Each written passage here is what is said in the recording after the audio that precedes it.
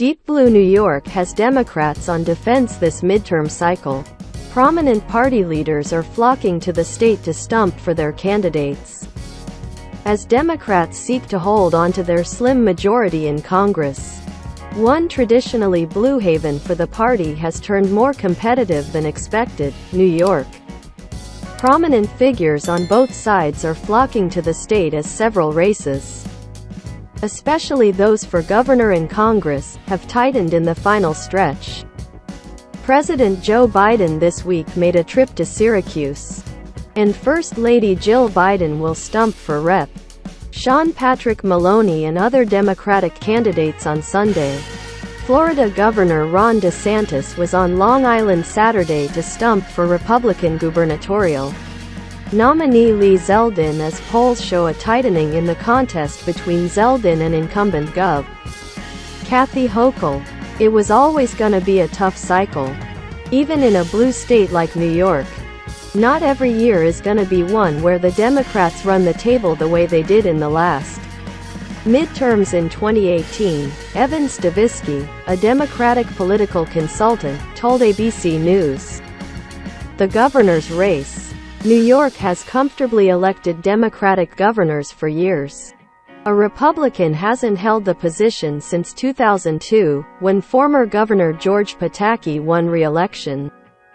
Over the summer, Hochul at times held an 18-point lead over Zeldin, according to 538's polling average.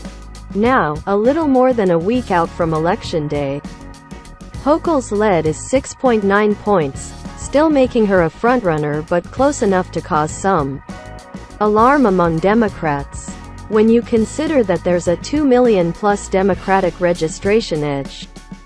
It shouldn't be close at all, Hank Scheinkoff, a longtime Democratic strategist based in New York, told ABC News. Hochul spent a large part of her campaign casting Zeldin as an acolyte of former President Donald Trump and criticizing him for his stance on abortion. Zeldin praised the Supreme Court ruling overturning Roe v. Wade as a victory, and once voted in favor of a 20-week ban on abortion. Heading into the general election, he's tried to shift to a more moderate stance, telling voters he wouldn't change the state's abortion laws. Photo. Governor Kathy Hochul speaks at the Civil Service Employees Association convention in New York, October 26, 2022. Lee Zeldin speaks during a press conference at the entrance to the Rikers Island Jail on October 24, 2022 in New York. Thomas Doherty, a political strategist and former aide to Pataki, said he thought Zeldin's enthusiastic response to the Roe decision in a state as pro-choice as New York was a bad mistake. But Doherty and other strategists said crimes become the forefront issue in the state, as well as the economy. Those issues were front and center of the first and only debate between Zeldin and Hochul earlier this week. You're poorer and less safe because of Kathy Hochul and extreme policies, Zeldin said in his opening statement. These past few weeks, Hochul's been putting more emphasis on her efforts to take guns off the streets and recently announced actions to put more cops on New York City's subways. In the debate, Hochul said she was laser-focused on fighting crime. A Quinnipiac University poll found crime overshadowed other areas when likely voters were asked to choose the most urgent issue facing the state today. 28% of likely voters chose crime. 20% chose inflation and 6% said abortion was the most urgent issue. New York's congressional races. While Hochul has turned her attention toward New York City, where the turnout of reliably Democratic voters is essential to a statewide win, national Democrats have zeroed in on congressional races in suburban districts on Long Island and the Hudson Valley, often a bellwether for voters' enthusiasm. A lot of this has to do with turnout. Where's the energy? I think the energy is on the Republican side of things right now, Doherty said. You can sense that nationally as well, and I think that's carried over into New York. Republicans hope a tighter than expected campaign for governor will motivate GOP voters down the ballot. Of the country's 50 most competitive House races, according to 538, 7 are for New York seats. 5 will be defended by Democratic incumbents, including Maloney's 17th congressional district.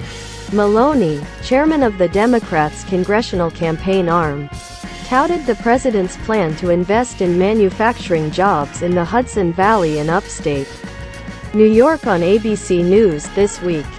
Asked by ABC's chief Washington correspondent Jonathan Karl if he'd support a Biden bid for re-election, Maloney did not commit. "Look, the president will make that decision," he said.